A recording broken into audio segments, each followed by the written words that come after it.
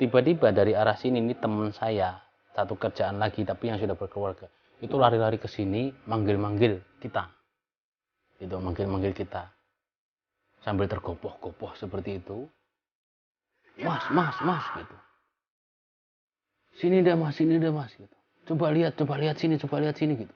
Akhirnya kita semua kaget, kita ada apa gitu, pokoknya sini dah gitu. Sambil gemeteran badannya, kita kan juga jadi kaget campur heran.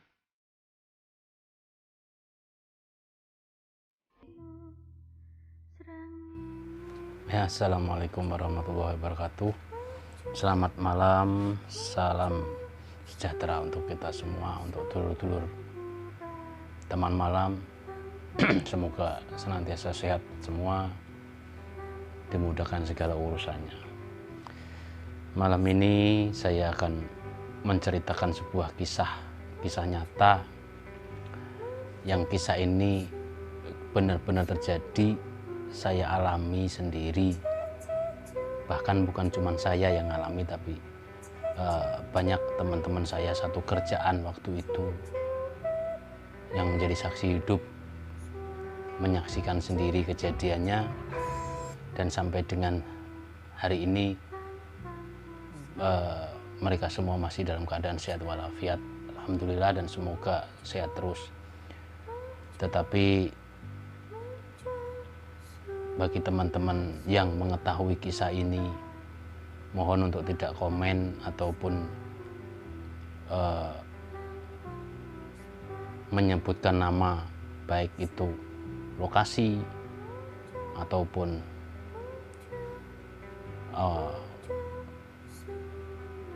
kawan kita yang sudah almarhum yang akan saya ceritakan ini, baik itu namanya ataupun apapun yang berhubungan dengan cerita malam ini, cerita yang akan saya ceritakan. Mohon bagi kawan-kawan yang kebetulan menyaksikan kejadian itu, kebetulan kenal dengan saya, untuk kita lindungi privasi semua pihak. Kita hanya ingin berbagi cerita, barangkali ada hikmah yang bisa kita petik, tetapi tidak untuk menyudutkan siapapun. Dan untuk kawan kami yang setelah tiada, semoga Allah memberikan tempat yang layak, diampuni segala dosa dan kesalahannya, diterima segala amal ibadahnya. Amin ya rabbal alamin. Jadi kisah ini terjadi di sekitar akhir tahun 2005 ya. Akhir tahun 2005 atau bahkan mungkin awal 2006, tepatnya banget saya lupa. Tetapi yang pasti antara akhir 2005 dan awal 2006. Kalaupun awal ya antara bulan Januari, Februari, kalaupun akhir ya November, Desember, karena sebulan sebelum itu dan sebulan setelah itu ada momen-momen yang kita ingat, yang nggak mungkin kita lupa, dan itu bergandengan. Jadi waktu itu saya baru aja mendapat pekerjaan yang baru gitu di salah satu bidang jasa di Jakarta. Istilahnya pindah kerja lah. Ini tempatnya lebih bonafit, lebih gede, perusahaannya lebih besar, bahkan waktu itu jadi terbesar di Jakarta. Semua karyawan waktu itu hampir semua ya, tapi tidak semua, tinggal di mes perusahaan, yang mana mes perusahaan ini lokasinya berbeda jauh dengan perusahaan tempat kami bekerja, bahkan beda PT ya, berjarak kira-kira 4 kiloan dari perusahaan kami bekerja itu. Nah, awalnya tidak ada karyawan yang mau tinggal di mes, karena satu mungkin sistem birokrasinya ribet ya. Jadi begini, mes itu adalah PT tersendiri, di mana itu semacam tempat kayak kebun binatang mini gitu, kebun binatang pribadi owner gitu ya. Jadi memang tempatnya sangat luas.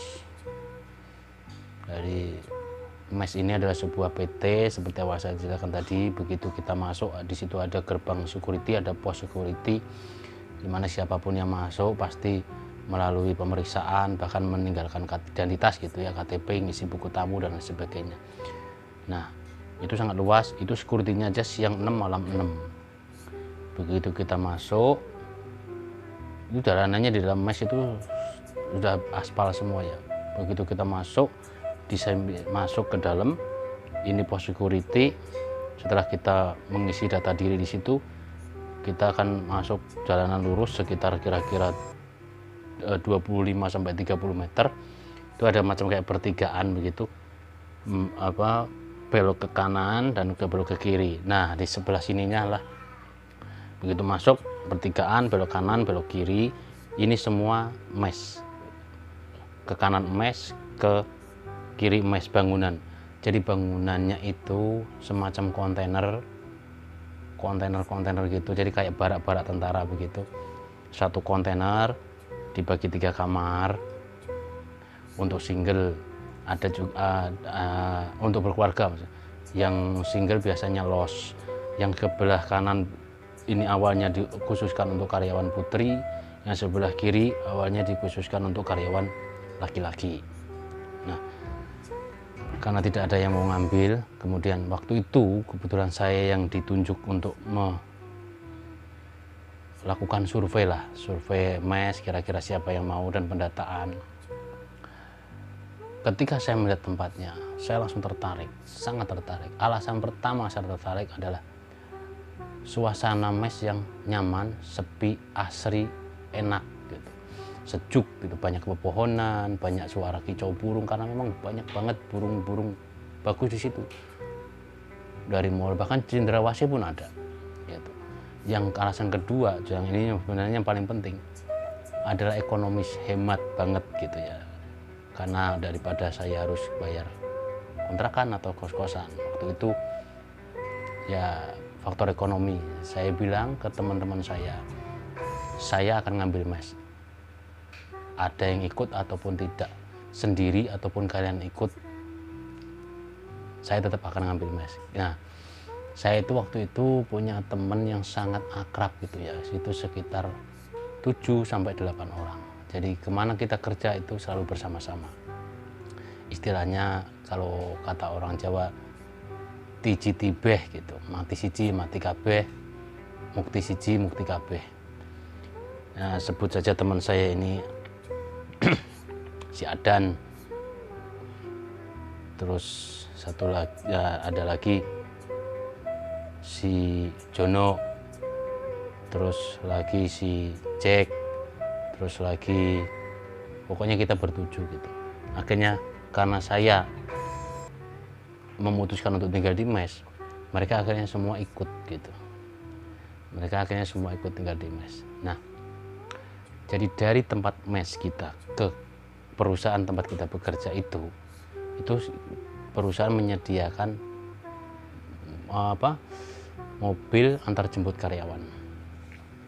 Jadi kita selalu dijemput pagi untuk berangkat ke kerjaan dan pulangnya pun kita diantar. Seperti itu. Sekitar 2 minggu setelah kita ngambil mes, kita semua tempat di mes, kemudian karyawan-karyawan yang lain tuh pada ikut, terutama yang sudah berkeluarga. Ya lagi-lagi alasannya adalah soal ekonomi, soal uang lah, daripada bayar kontrakan gitu. Dan mereka juga hemat transportasi juga, diantar, dijemput bahkan gitu. Jadi memang perusahaan juga memperhatikan sekali kenyamanan karyawannya. Kemudian mes itu nggak berasa, setelah 1-2 bulan berjalan ramai lah, istilahnya penuh. Bahkan kamar-kamar yang tersedia itu sudah tidak menampung lagi, tidak bisa menampung lagi antara peminat karyawan yang ingin tinggal di mes dengan kapasitas kamar sudah penuh. Nah, hari-hari kita lalui bersama, karena perusahaan rame, perusahaan jasa tempat kita kerja itu rame, dan kita itu tidak punya salary bulanan ya. Kita itu sistem macam komisi gitu. Jadi makin banyak customer, kita makin banyak income. Sudah tidak ngekos, tidak bayar transportasi apapun, income tinggi.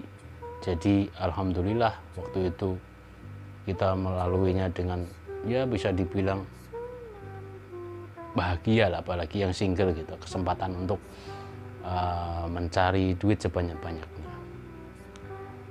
Nah, di perusahaan tempat kita bekerja itu kita dapat off itu atau libur itu 1 minggu 1 kali, tapi tidak di weekend. Liburnya adalah di weekday. Jadi Senin sampai Kamis itu rolling, perputaran gitu. Tapi Sabtu Minggu biasanya tidak boleh libur. Liburnya Senin sampai Jumat, karena di weekend itu tempat kami bekerja pengunjungnya itu membludak sekali,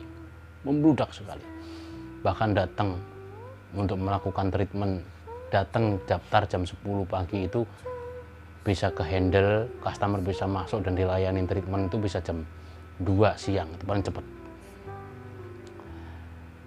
Karena memang saking ramainya dan perusahaan terus menambah karyawan, menambah tenaga gitu, nambah karyawan. Seiring dengan menambah karyawan maka nambah pula yang minat di mes. Tapi karena udah full tidak bisa lagi untuk tinggal di mes, terpaksa yang lain ya istilahnya mereka ngontrak sendiri-sendiri. Nah, ada salah satu teman saya, kebetulan teman saya ini sudah punya istri, tetapi istrinya tinggal di daerah Tangerang. Jadi teman saya ini off-nya adalah hari Senin. Jadi setiap kali malam Senin, Minggu sore setelah kerja, dia tidak ikut mobil jemputan pulang ke mes, tetapi dia akan langsung pulang ke Tangerang, ke istrinya, seperti itu. Nah, nanti Selasa pagi-pagi dia sudah ada di kerjaan untuk melakukan ya seperti biasa, kerja seperti biasa sebagaimana kewajibannya.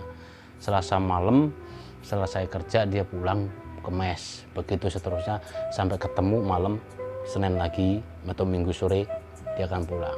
Nah, di satu hari di akhir tahun 2005 itu, di pas hari kejadian itu ya, di hari Minggu itu dia masih kerja seperti biasa, masih bercanda juga sama kita. Kemudian Minggu sore setelah closing, jam dia tutup, jam dia habis kerja, dia pun pulang dan kita juga pulang ke mes. Dan di situ kita juga sudah tahu bahwa di mobil itu pun sudah tidak ada dia, sebut saja namanya Wahid gitu ya, teman saya itu. Oh, karena dia besoknya off, jadi malam Senin itu dia pasti pulang ke Tangerang. Oke, itu berjalan seperti biasa. Minggu sore itu karyawan semua pulang, yang off-nya Senin ya pada balik ke istrinya, yang punya istri. Kemudian tibalah pada hari Senin itu, kita pun kerja pagi-pagi, kita dijemput mobil ke mes, kemudian kita berangkat ke kerjaan kita aktivitas seperti biasa, dan kita semua tahu bahwa si Wahid ini off atau libur.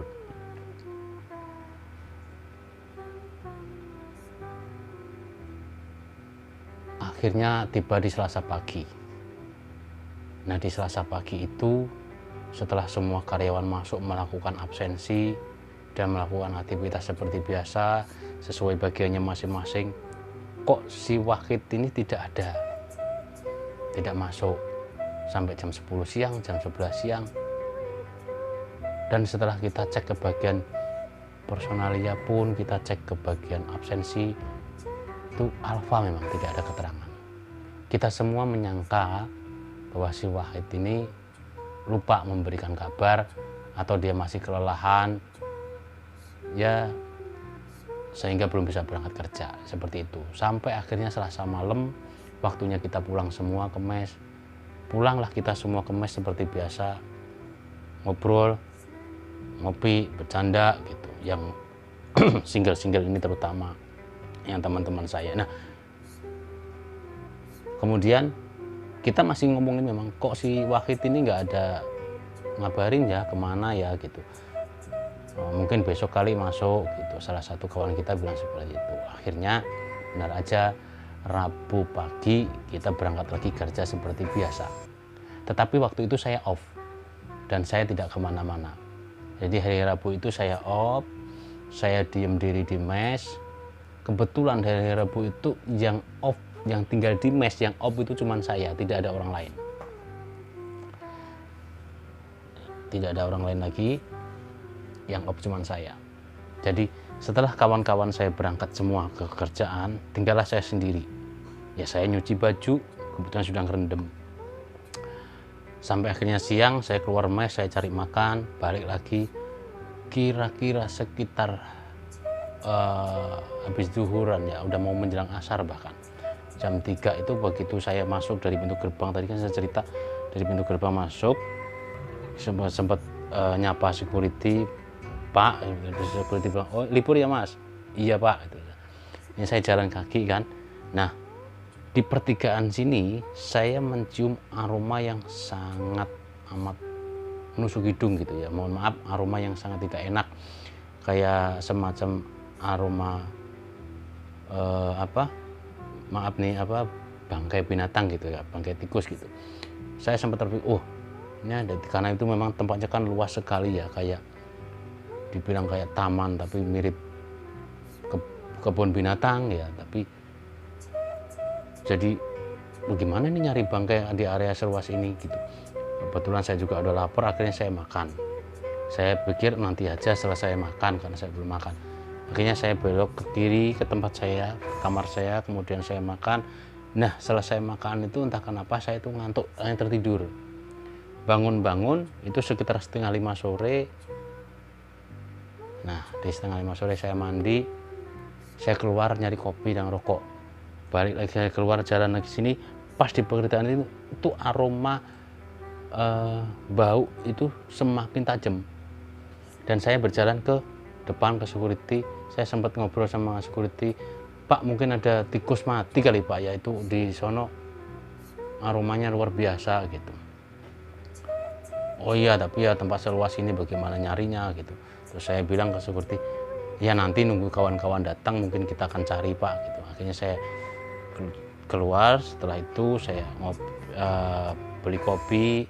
Kebetulan saya beli kopinya sasetan, tidak saya minum di tempat, tapi saya bawa pulang ke mes sambil beli makan. Begitu lagi, seperti lewat saya pasti kecium. Akhirnya kira-kira setelah malam, kemudian malam pun tiba, udah jam 9 dan hampir jam 10. Nah ini waktunya jam karyawan pulang, karena karyawan memang pulangnya sampai jam 10 malam ya. Nah teman-teman saya sebentar lagi datang nih, sebentar lagi pulang nih. Nah begitu. Nah saya kan berpikir bahwa si Wahid ini pasti udah masuk dong. Maaf tadi sedikit kepotong. Nah setelah teman-teman semua pulang di hari Rabu malam itu ya, berarti malam Kamis, saya kan off di hari Rabu itu 1 harian, jadi saya tidak tahu apa yang terjadi di tempat kerja dong. Saya berpikir bahwa teman saya si Wahid ini pasti udah masuk kerja dong, karena kemarinnya Selasa sudah tanpa keterangan. Nah ternyata begitu teman-teman saya pulang yang satu kamar itu, ada si Adan, ada si Albino juga, terus ada lagi Muhaimin itu ya. Itu mereka akhirnya ya pulang sambil bawa tentengan makan ya, karena mereka itu menjadi kebiasaan, karena memang mes itu tempatnya kan di dalam dan keluar masuk itu rada jauh, walaupun gelap begitu. Kalau udah malam tuh gelap, jadi memang tidak ada penerangan ya, hanya di depan di teras barak-barak kita itu, mes-mes kita itu. Jadi mereka sambil nanteng makanan, terus mereka ngobrol. Masih dalam obrolan itu baru saya tahu si Wahid kemana ya, pada masih juga nggak masuk. Nah saya dengar, tuh emang belum masuk hari ini? Belum, kata teman saya. Baru juga kita ngobrolin itu nggak lama tadi kan sempat saya kasih denah bahwa mes itu begitu masuk pintu gerbang security, masuk begini, ini pertigaan, belok ke sono, ke kanan dan ke kiri. Kita ke kiri ini. Tempat kawan-kawan saya itu yang akrab di sini. Tiba-tiba dari arah sini ini teman saya satu kerjaan lagi tapi yang sudah berkeluarga itu lari-lari ke sini manggil-manggil kita. Gitu, manggil-manggil kita. Sambil tergopoh-gopoh seperti itu. Mas gitu. Sini dah mas gitu. Coba lihat sini gitu. Akhirnya kita semua kaget, kita ada apa gitu. Pokoknya sini dah gitu. Sambil gemeteran badannya, kita kan juga jadi kaget campur heran, campur penasaran gitu, ada apa gitu. Akhirnya kita ikutin dia. Begitu kita ikutin dia, berhenti di tepat di depan barak kamarnya si Wahid. Kemudian kamar itu kan ada kordennya ya, jendela kaca naku begitu, ada kordennya, dan kordennya juga loreng, mirip kayak tentara, mirip kayak seragam militer begitu. Jadi persis kayak barak-barak militer gitu ya. Akhirnya dia buka sedikit begini, dan kita disuruh lihat. Masya Allah, begitu dibuka itu, Allahu Akbar, semua yang ngelihat itu lemes, beristighfar, ada yang langsung pingsan, ada yang nggak bisa berkata-kata apa-apa lagi, ada yang histeris, ada yang nangis, ada yang shock lah, sangat shock sekali, terutama saya. Begitu saya melihat itu, Masya Allah, yang pertama menyambut saya adalah aroma bau. Jadi ternyata di dalam itu jenazah si Wahid sudah bengkak besar sekali dan sudah membiru dan bahkan sudah mengeluarkan cairan. Ya mohon maaf ya, karena si Wahid ini pun ketika masa hidupnya juga orangnya sudah gemuk ya, gemuk. Jadi begitu ditemukan dalam keadaan seperti itu tuh, Masya Allah, gedenya sudah, bagian mukanya pun sudah membengkak luar biasa gitu. Yang karyawan putri pada nangis, ada yang pingsan, ada yang, pokoknya kita semua suasana di situ tuh malam itu sudah nggak bisa tergambarkan lagi dah suasananya. Panik, takut dan segala macam. Jadi ternyata 3 hari ini tidak masuk kerja, teman kami ditemukan sudah meninggal dunia, dan itu teman kami itu hanya menggunakan anduk gitu ya. Sepertinya dia habis mandi dan posisinya itu, karena dia itu di kamar dia itu, kebetulan kamar dia itu dia hanya sendiri di kamar itu. Samping kamarnya ada teman kami lagi, teman satu kerjaan tapi sudah berkeluarga. Nah sampingnya lagi juga single, kebetulan ini cewek-cewek gitu. Jadi dia di tengah-tengah posisinya, karena satu kontainer itu dibagi menjadi 3 kamar gitu kan, dia di tengah-tengah seperti itu. Akhirnya malam itu tidak tahu apa yang harus dilakukan kita semua. Kebetulan saya dan Adan ini adalah yang diserai tanggung jawab di mes itulah, tanggung jawab untuk karyawan yang tinggal di mes. Akhirnya kita lapor ke security. Kemudian tidak lama saya dan teman saya satu lagi yang bernama Andi itu pergi ke polsek untuk melapor gitu ya. Kemudian saya telepon atasan saya, akhirnya malam itu suasana hiruk pikuk luar biasa karyawan. Dan malam itu juga bahkan jenazah belum diangkat, para teman-teman yang sudah berkeluarga ini, istrinya sudah tidak sanggup lagi tinggal di situ lah. Malam itu juga mereka mencar semua, pada nyari kontrakan masing-masing, keluar dari mes. Semua, hampir semua, pokoknya 90% yang tadinya mes begitu rame, 90% keluar semua. Takut, ngeri, shock dan lain sebagainya. Kemudian itu kejadian berarti sekitar setengah 11-an ya, setengah 11 malam kita menemukan kawan kita sudah dalam keadaan seperti itu. eh, kemudian antara jam 12-an tuh ambulan datang dan segala macamnya, polisi datang, kemudian jenazah diangkut. Beberapa termasuk saya juga dimintain keterangan sama pihak berwajib, ya kita sampaikan apa adanya. Kita juga nggak menyangka gitu, kita nggak tahu bagaimana kondisinya seperti itu. Dan ternyata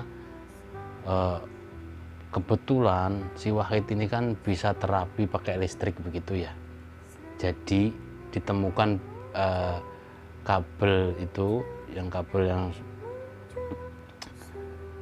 dari colokan seperti itu, jadi stop kontak yang ada colokannya, kemudian ujungnya dua ini, min plusnya ini dia gunting, jadi tinggal kuningannya itu, tembaganya apa kuningannya itu dililitkan ke badannya, jadi dia bisa pijit dengan menggunakan listrik. Nah mungkin pagi itu dia lagi kurang siap atau entah bagaimana, kita juga nggak tahu karena kamar memang dikunci dari dalam. Mungkin dia selesai mandi kah, atau sebelum mandi mau mandi, atau seperti apa. Jadi dia tersetrum seperti itu kejadiannya. Nah, begitu akhirnya kita semua nggak tidur malam itu dengan perasaan yang campur aduk nggak karuan. Saya lihat waktu itu, saya masih ingat banget, antara sekitar 1:30 masjid itu udah sepi kosong. Malam itu juga pada pindahnya di kondangan. Hanya tinggal saya dan 7 orang kawan akrab saya ini. Si Ada nanya ke saya, bagaimana besok kita akan pindah atau tetap tinggal di sini?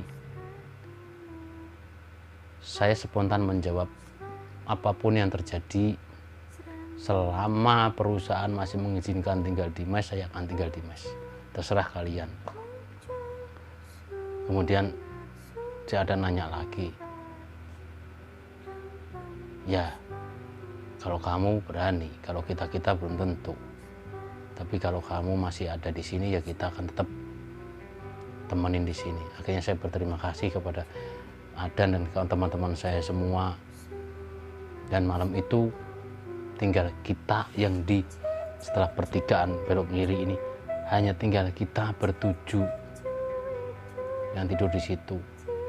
Dan itu bukan hanya malam itu, tidak di malam itu aja, tetapi untuk seterusnya, berbulan-bulan setelah itu, hanya ada saya dan beberapa teman saya. Mes itu benar-benar sepi. Nah, sebelum ada kami yang tinggal di situ, mes itu pun sudah dikenal dengan gosip yang beredar gitu ya, isu-isu yang beredar di masyarakat sekitar gitu. Mas itu memang angker gitu, mas itu memang serem karena memang kosong, lama, kebonan begitu, dan tempatnya itu memang suasananya itu suasana begitu masuk ke situ orang awam pun suasana mistisnya itu langsung terasa gitu. Nah, ditambah ada kejadian seperti itu. Jadi itu yang bisa saya ceritakan. Sekali lagi, untuk kawan-kawan saya yang tahu persis dengan kejadian ini, saya minta sekali lagi doanya untuk mengenang teman kita. Kita bacakan Al-Fatihah, semoga almarhum makin tenang di sisinya, dan diampuni segala dosanya, diterima semua amal kebaikannya. Dan mohon untuk tidak usah komen bagi kawan-kawan saya ya yang masih ataupun yang sudah tidak kerja lagi di situ ataupun yang masih kerja di situ. Kita cukup ambil pelajaran, ambil hikmah bahwa kematian itu pasti datang, cepat atau lambat, dipersiapkan ataupun tidak. Terus hikmah yang kedua adalah jangan pernah kita mencoba-coba hal yang berbahaya kalau kita belum benar-benar mahir. Ya, seperti tadi, terapi badan dengan strum loss listrik, kalau kita belum benar mahir. Dan kalau mencoba hal yang berbahaya, jangan pernah sendirian. Yaitu hikmahnya. Hikmah yang ketiga adalah saya dan semua teman-teman akrab saya yang punya semboyan TJTB, dan alhamdulillah sampai dengan hari ini setelah kejadian itu hampir 15 tahun ya, sekarang 2020, tahun 2005 itu kejadian, sampai dengan hari ini kita masih berkawan, kita masih bersahabat, kita masih seduluran. Bahkan jauh sebelum kita bekerja di situ, kita sudah berkawan akrab. Dan insya Allah mudah-mudahan bisa sampai selama-lamanya, sampai maut memisahkan kita.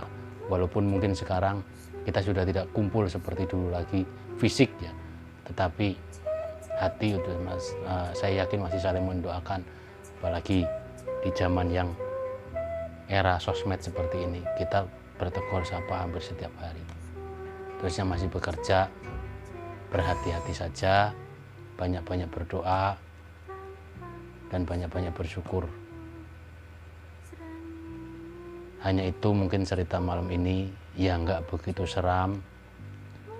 Ada sisi-sisi seremnya, tetapi saya tidak akan ceritakan, takut melukai pihak-pihak yang terkait. Karena ini benar-benar kejadian nyata, dan saya yakin masih pada segar diingatan para saksi hidup. Saya tidak mau melukai siapapun, saya hanya ingin berbagi cerita bahwa bersosialisasi itu penting,